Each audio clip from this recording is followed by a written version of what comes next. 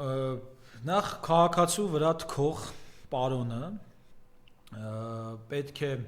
նստած լիներ բանտում, որովհետև նա է պատճառը, որ ռազմագերիներ ունենք այսօր եւ 15-րդ օրն է Ռուբեն Վարդանյանը հացադուլի մեջ է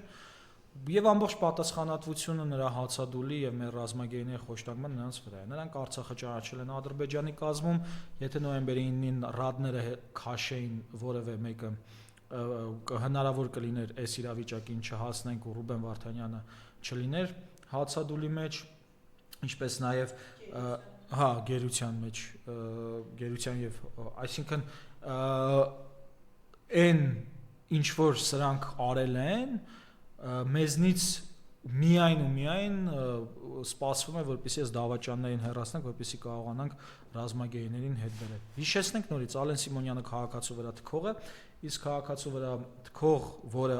ինչի համար է թքել քաղաքացու վրա, որովհետև քաղաքացին նրան ասել է դավաճան։ Ինչի համար է ասել դավաճան, որովհետև Արցախը շրջափակված էր, մարդիկ սովամահ էին լինում, ինքը տժժում էր ուղաթիռներով եւ այլն, sense մինչեւ եկավ այն իրավիճակի, որ Արցախը բան եղավ,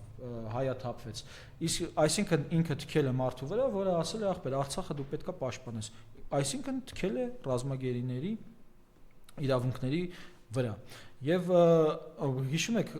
2020 թվականին այս դավաճանախումբը նույն ձև էր անում, երբ որ ծնողները պահանջում էին իրենց գերիներին վերադարձնել, սրանք ասում էին ասում էին այդ ցույցեր կան, այդ ցույցերի պատճառով կարող գերիներին չվերադարձնեն։ Հիշում եք, չէ՞։ Հա, կամ օրինակ ասենք Հայաստանի գերագույն Նիկոլ Փաշինյանը բաներ նախընտրական քարոզարշավին ասում էր ոչինչ, թող գերիները եւս 2 ամիս սպասեն։ Կամ եթե չեք հիշում, օրինակ Վիլեն Գաբրիելյանը քաղաքացիական պայմանագրից նավակ ճոճող ավելի հայտնի, ինքն իրեն առաջարկել է փոխանակել գերիների հետ։ Կամ Նիկոլ Փաշինյանը իր բանին է, երեխային է առաջարկել փոխել գերիների հետ։ Փոխեք։ Մենք չենք խոսի, հա, մենք չենք խոսի, դուք փոխեք։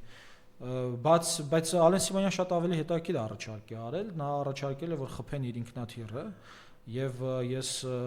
կոչ եմ անում որ քաղաքացիական պայմանագրում շատերը միանան այդ կոչին եւ որպիսի մեր վրա, հա, որևէ բան չնստի, չմխտրենք մեր ձեռքերը, հենց քաղաքացիական պայմանագրով այդ կազմակերպեն այդ անելիքը, հա։ Դե հա,